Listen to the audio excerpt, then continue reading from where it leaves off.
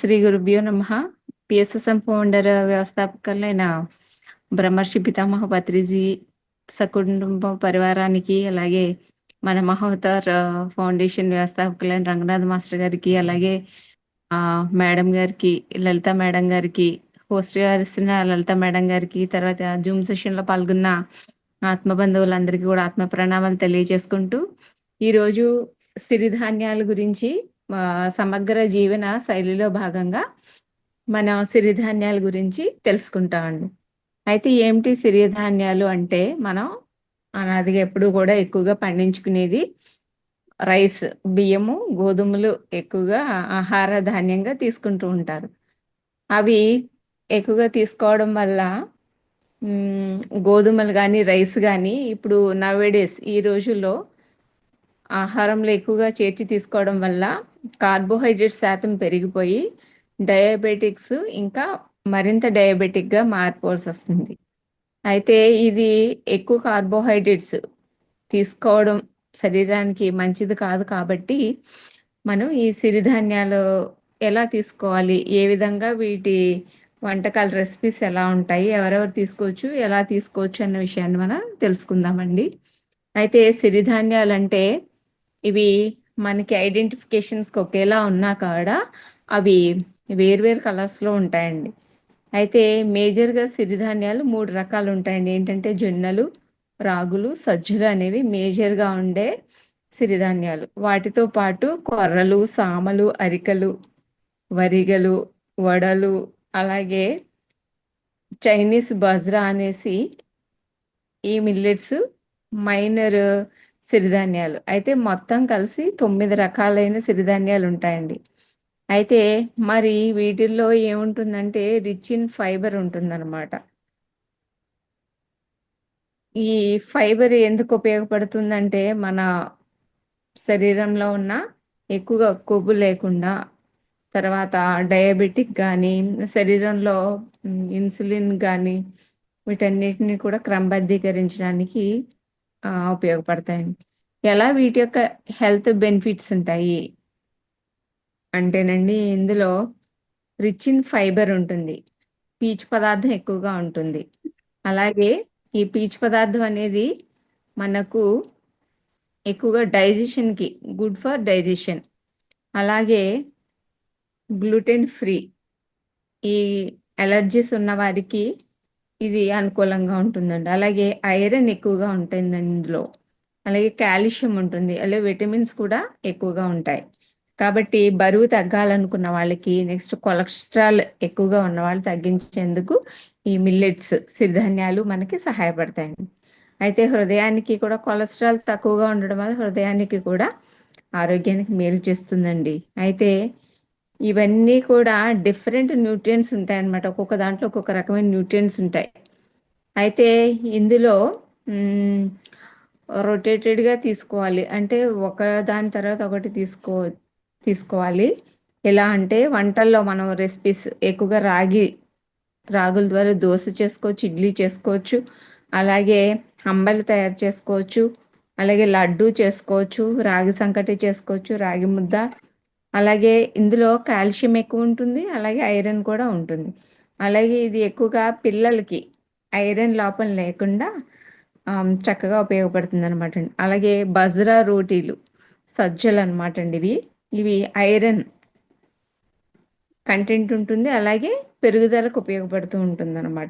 Iron content పెరుగుదలకు ఉపయోగపడుతుంది.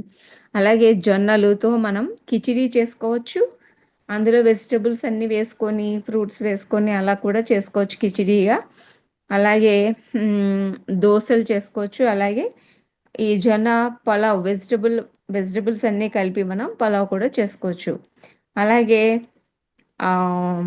ఇవన్నీ కూడా పర్ఫెక్ట్గా ఉన్న ప్లాంట్ బేస్డ్ ప్రోటీన్స్ అండ్ మినరల్స్ని కలిగి ఉన్న ఆహార పదార్థాలు.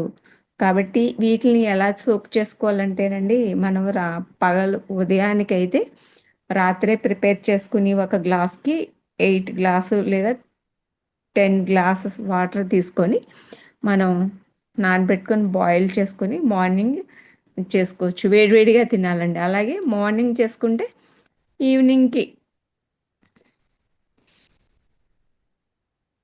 ఈవినింగ్కి చేసుకోవచ్చండి. అయితే కొర్రలు కొర్రలు యూజ్ చేసేవి ఏంటంటే నరాలకి మనకి మంచివి అనమాట అండి. పిల్లల్లోని ఎందుకంటే నరాలకి కొర్రలు ఎందుకు ఉపయోగపడతాయంటే పిల్లల్లో నర్వస్ సిస్టంలో ఉండే కొన్ని ప్రాబ్లమ్స్ ఉంటాయి కదా, వాళ్ళకి ఫిట్స్ రావచ్చు. అలాగే వాళ్ళు కొంతమంది పిల్లలు నైట్ టైము టాయిలెట్ చేసేస్తారు, బెడ్ వెట్టింగ్ చేస్తూ ఉంటారు కదా, అలాంటి వాళ్ళకి. అలాగే మెంటల్లీ రిటార్డ్ ఉన్న పిల్లలకి, అలాగే స్పెషల్ కిడ్స్ వాళ్ళకి కొంచెం బ్రెయిన్లో ఆక్సిజన్ అందక కొంచెం స్పెషల్ కిడ్స్ ఉంటారు కదండి, అలాంటి వాళ్ళకి కొంచెం బుద్ధిమాంద్యం ఉంటుంది కదా, స్పెషల్ కిడ్స్ వాళ్ళకి, అలాంటి వాళ్ళందరికీ కూడా కొర్రలు నరాలకి మంచివి. పిల్లలకి చక్కగా మనం ఇవ్వచ్చండి. అలాగే షుగర్ ఎక్కువ ఉన్న వారికి మరి నరాలు కాళ్ళల్లో తిమ్మిరు, అరకాళ్ళు తిమ్మిర్లు వస్తూ ఉంటాయి. అలాగే కొంతమంది చిన్నపిల్లలాగా పెద్దవాళ్ళే చిన్నపిల్లల్లాగా వాళ్ళు మర్చిపోవడం అదంతా జరుగుతూ ఉంటుంది. అంటే నరాలు వీక్నెస్ వస్తూ ఉంటాయి, నడవలేరు, వాడంతటా తినలేరు, షేకింగ్ వస్తూ ఉంటుంది, పార్కిన్సన్ అంటారు ఇలాంటి వాళ్ళకి. అలాగే జాయింట్ పెయిన్స్ ఉన్న వాళ్ళకి, అలాగే ఆర్థరైటిస్ ఉన్న వాళ్ళకి కూడా ఇది ఈ కొర్రలు అనేవి పనిచేస్తూ ఉంటాయి అన్నమాట అండి. అలాగే అరికెలు ఉన్నవనుకోండి, అవి మనకి ఎక్కువగా 9% ఫైబర్ ఉంటుంది. అలాగే ఇవి రక్తాన్ని శుద్ధి చేస్తూ ఉంటాయి. అయితే దీన్ని గుర్తుపట్టడానికి కొంచెం పింకిష్ రెడ్ కలర్లో ఉంటాయి. ఇవి మనకి ప్లేట్లెట్స్, బ్లడ్ ప్యూరిఫికేషన్కి, బ్లడ్ ప్లేట్లెట్స్ పెరగడానికి కూడా మనకి ఉపయోగపడతాయి. నెక్స్ట్ ఓదలు అనేవి 10% ఫైబర్ ఉంటాయండి మనకి. అలాగే క్రీమ్ వైటిష్ కలర్లో గుర్తుపట్టడానికి ఉపయోగపడతాయి అన్నమాట.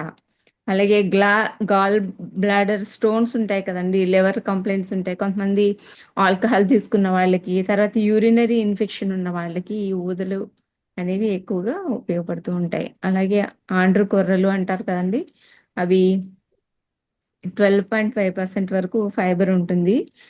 కలర్ అయితే గ్రీన్ కలరు. అయితే ఇవి కొంచెం ఫ్రీ మోషన్ అవ్వడానికి ఉపయోగపడుతూ ఉంటాయి. అలాగే యాంటీ క్యాన్సర్గా, క్యాన్సర్ ఉన్న వాళ్ళకి కూడా ఇవి బాగా ఉపయోగపడతాయి అన్నమాట అండి. అయితే సామలు అనేవి పిల్లలు పిల్లలు ఫెర్టిలిటీకి ముందే, పిల్లలు పుట్టడానికి ముందే ఇవి తీసుకుంటే గనక ఆరోగ్యవంతమైన పిల్లలు పుడతారు. అలాగే పిసిఓడి ప్రాబ్లమ్స్ ఎవరైతే ఉంటుందో, థైరాయిడ్ ప్రాబ్లమ్స్, వీటన్నిటికీ కూడా వామిటింగ్స్ సిమ్టమ్స్ ఉన్న వాళ్ళకి ఇది గంజిగా తాగినా కూడా కంట్రోల్ అవుతూ ఉంటుంది. అలాగే మనం డైలీ బ్రేక్ఫాస్ట్లో ఎలా తీసుకోవాలంటేనండి, డైలీ బ్రేక్ఫాస్ట్లో పాయసం, తర్వాత పాయసంగా తీసుకోవచ్చు. వీటి మిల్లెట్స్ అన్నిటినీ కూడా దోశలుగా చేసుకోవచ్చు, చట్నీ విత్ చట్నీ తీసుకోవచ్చు, అలా అటుకుల్లా తీసుకోవచ్చు. జొన్న అటుకులు కూడా మనకు దొరుకుతున్నాయి కదండి. అలాగే మిక్స్డ్ ఫ్లోర్లో ఇడ్లీ కానీ చేసుకోవచ్చు, దోశ వేసుకోవచ్చు. అన్నం సాంబార్, అదే అన్నం మీన్స్ ఇవే సిరిధాన్యాలనే మనం సాంబార్తో తీసుకోవచ్చు. అలాగే చిక్కుడుకాయ కర్రీ వీటిలన్నిటితో కూడా మనం తీసుకోవచ్చు. అలాగే మరి సాంబార్లో కొన్ని రకాలైన తీసుకోవచ్చు. తత్వానికి మరి శరీర తత్వం మనకి సమ్మర్లో ఒకలా ఉంటుంది, అలాగే వింటర్లో ఒకలా ఉంటుంది. కాబట్టి రాగి అంబలి సమ్మర్లో శరీర తత్వానికి బట్టి రాగి అంబలి, అలాగే మజ్జిగ కాంబినేషన్లో తీసుకుంటే, అలాగే మిల్లెట్స్ ఉప్మా రూపంలో కూరగాయలతో తీసుకోవడం, రాగి ముద్ద, నెక్స్ట్ అలాగే కొర్ర అన్నం, అలాగే పెసరపప్పు కూరతో తీసుకోవచ్చు, సూప్స్ చేసుకోవచ్చు, కుడుములు చేసుకోవచ్చు, ఇడ్లీ చేసుకోవచ్చు. అలాగే ఈ తీసుకునే వాటితో పాటు ఎక్కువ ఫ్రై లేకుండా వంట నూనెలు, మసాలాలు అలాంటివి కర్రీలో తగ్గించుకుంటే బాగుంటుంది. అలాగే వింటర్ సీజన్లో రాగి ముద్ద తీసుకుంటే, నెక్స్ట్ బాజ్రా దోశ కానీ, ఊతప్పం కానీ, అలాగే జొన్నతో చేసిన ఇడ్లీలు, సజ్జతో చేసిన రోటీలు, అలాగే మిల్లెట్స్తో చేసిన కిచిడి,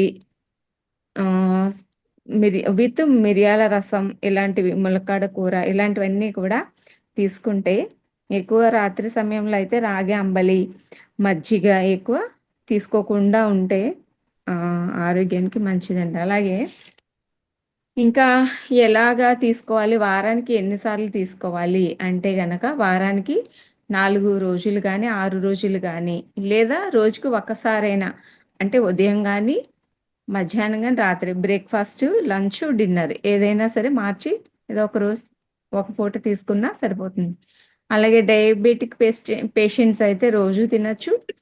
అంటే మితంగా తీసుకుంటే సరిపోతుందండి. అంటే బియ్యానికి బదులుగా పూర్తిగా మిల్లెట్స్ కూడా తీసుకోవాలి, కానీ వేడిగా అప్పటికప్పుడు వేడిగా తినాలి. అలాగే బరువు తగ్గే వారికి వారానికి 5 రోజులు ఆ, రోజు ఒక పూట కానీ 2 పూటలు కానీ తీసుకోవచ్చండి. అలాగే పిల్లల కోసం పిల్లలకి వారానికి 3 రోజులు లేదా 4 రోజులు ఇవ్వచ్చండి.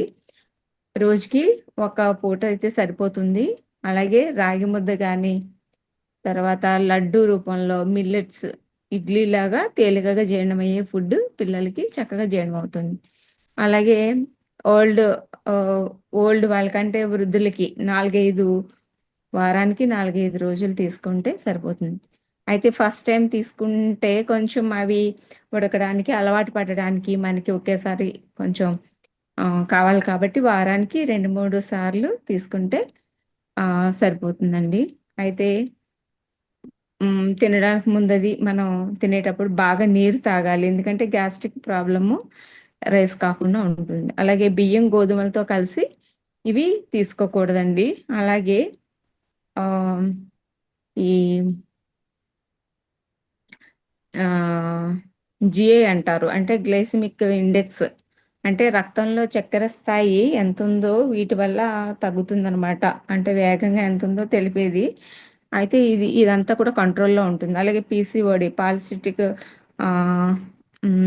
డిసీజెస్ ఉంటాయి లేడీస్లో, ఈ ప్రాబ్లమ్స్ కూడా ఇవన్నీ కంట్రోల్ అవుతాయి. థ్యాంక్ యూ మేడం, నాకు ఇంత మంచి అవకాశాన్ని ఇచ్చినందుకు అందరికీ కూడా ధన్యవాదాలు తెలియజేసుకుంటూ థ్యాంక్ యూ వెరీ మచ్.